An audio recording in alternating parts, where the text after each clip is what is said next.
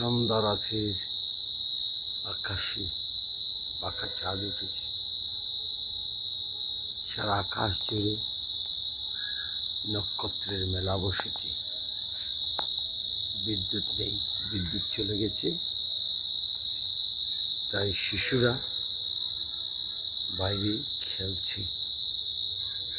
আর আমি চাঁদের আলোর ফোয়ারাতে বাড়ির আঙ্গিনায় বসে আছি। আমার চারিদিকে চাঁদের আলোর ফোয়ারাতে ভাসছে সবকিছু।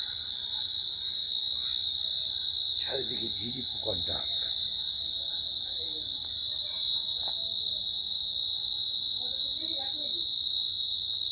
আমি এখানে আছি। অপূর্ব সুন্দর মায়াময়িক চাঁদনি রাত এসেছে দক্ষিণ এশিয়ার এই বাংলাদেশে, উত্তর পূর্ব খুনি, যার নাম সিলেট। সুপ্রাচীন নিতেশ্বর গ্রামে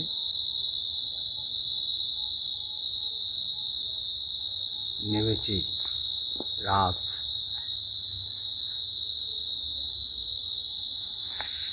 নক্ষত্রখচিত রাতের আকাশ, অগণিত নক্ষত্র দেখা যাচ্ছে। মহাবিশ্বের একটি ক্ষুদ্র অংশকে, মানে আমাদের মিল্কি ওয়ের একটি ক্ষুদ্র অংশকে আমি পর্যবেক্ষণ করছি গাছের ফাঁক দিয়ে।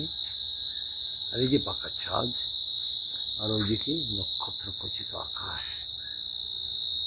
আজ থেকে 20-22 বছর আগে আমি এই উঠানে, এই বাড়ির আঙ্গিনাতে বসে, চেয়ারে বসে অথবা মাদুরে বসে অথবা শুয়ে শুয়ে আমি মহাবিশ্ব পর্যবেক্ষণ করতাম। মহাবিশ্ব না, মানে নক্ষত্রখচিত আকাশ দেখতাম আর মহাবিশ্ব নিয়ে চিন্তা করতাম। কত সুবিশাল আমাদের মহাবিশ্ব, মুক্ত অনন্ত অসীম শূন্যতার মাঝে আমাদের মহাবিশ্বের 10,000 কোটি গ্যালাক্সি উড়ে চলেছে। একটা মানে চিন্তার বিষয় যে মহাবিশ্ব সম্প্রসারিত হচ্ছে আকাশে। বিদ্যুৎ নেই, এইদিকে আবার বিদ্যুৎ দেখা যাচ্ছে। আমাদের সাইডে বিদ্যুৎ নেই, আবার এইদিকে বিদ্যুৎ দেখা যাচ্ছে। আকাশে বিদ্যুৎ চমকাচ্ছে, চারিদিকে ঝিঝি পোকার ডাক। দূর থেকে ভেসে আসছে শারদীয় উৎসবের গান। সম্ভবত এটা ভুজবল হবে, পশ্চিমের গ্রাম। সন্ধ্যা রাত থেকে মধ্যরাত পর্যন্ত আমি এই বাড়ির আঙ্গিনায় বসে থাকতাম। বিদ্যুৎ চলে এসেছে।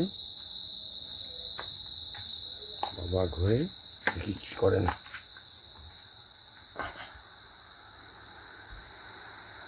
আবার রেস্ট নিচ্ছেন। বাবা কি করো, রেস্ট নিচ্ছ? আমিও কিছু সময়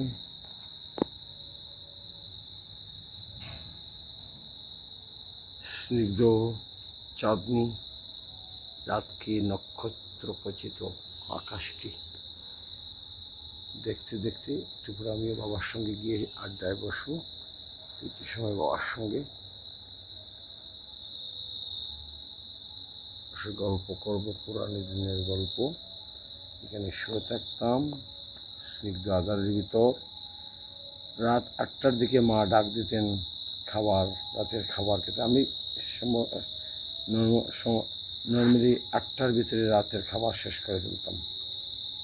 আজকে 30 সেপ্টেম্বর 2025, মঙ্গলবার, নিতেশ্বর ভিলেজ, মৌলভীবাজার ডিস্ট্রিক্ট।